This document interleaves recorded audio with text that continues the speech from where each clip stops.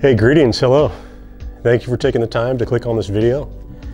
I hope wherever you are out in the world that you're doing amazing, you're doing fantastic, and that all your dreams are coming true. And today I was thinking about a few different things. And one of the things I was thinking about is how temporary everything is. You know, we have a tendency to get attached to things, but they just don't last. We could have everything in our life set up to where it's just perfect. We think we have the perfect car, we have the perfect job, our house is perfect, we have all the perfect appliances, and then things just start deteriorating and breaking. I mean, there's nothing worse than replacing something you already owned. You know, for example, you're at your house, you have a nice washer and dryer. One day you come home, your washing machine's not working. Now you have to spend money to replace what you already had. But it just reminds us how temporary everything is. Ourselves included, we're finite. We don't live forever. But we have a tendency to want a cozy perfection, to have everything in existence come into one nice, neat package. We'd love to have the perfect car, and then we want that car to run forever. And a lot of people are struggling on fixed budgets, so they don't have a lot of money to start with. You know, the average working person doesn't make a whole lot of money, so they either have to go deeply in debt or they have to make payments on a vehicle. Well, once they finally have a vehicle, a lot of time it's a used vehicle that they've paid off.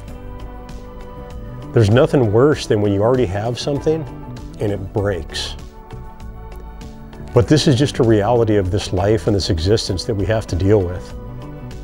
Nothing's really made as well as it could be, and unfortunately, that's part of consumerism.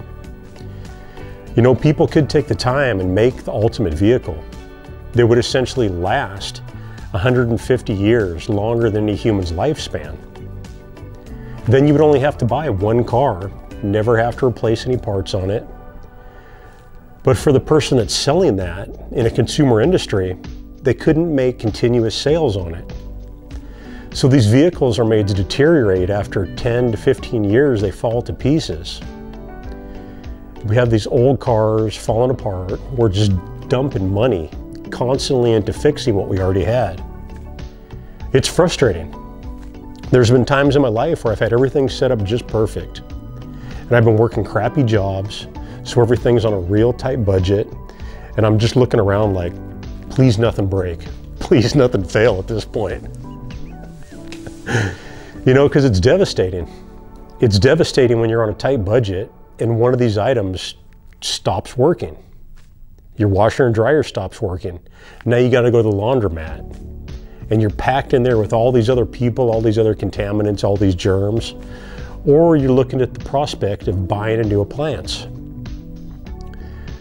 But instead of letting our emotions be attached to all these material items, we need to learn to separate ourselves from all these material possessions.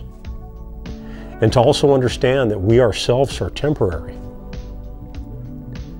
You can't attach your happiness to a material possession. Believe me, in the past, I've mistakenly done this. I've put all my happiness into a certain vehicle. And then when something goes wrong with this vehicle, I'm just miserable. I'm a wreck. Everything's like a nightmare. So we really need to see ourselves separate as our possessions. Because in the end of this existence, when we leave these life forms, we don't take any of the stuff with us. None of the things we've accumulated, none of the money in the bank, none of the clothing we have, none of the houses, none of the cars, none of our titles, none of our degrees. All of this stuff becomes irrelevant when we leave these forms.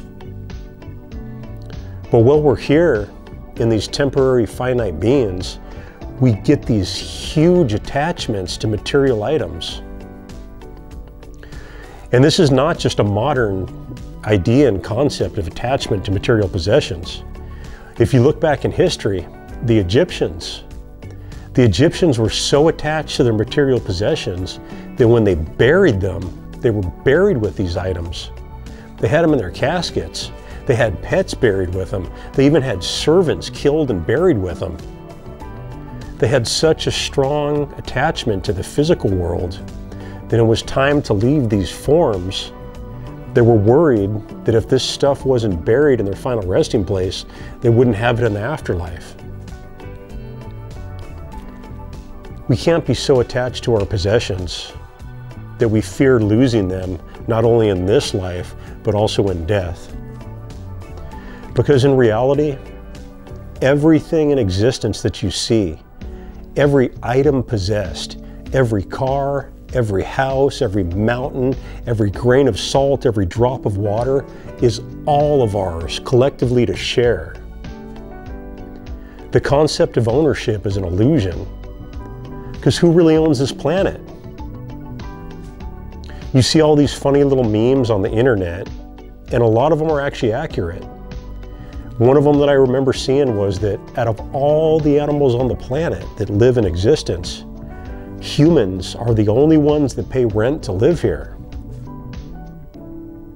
The birds, the bears, everything that lives in the wild, they don't pay any type of numeric fee to live on this planet.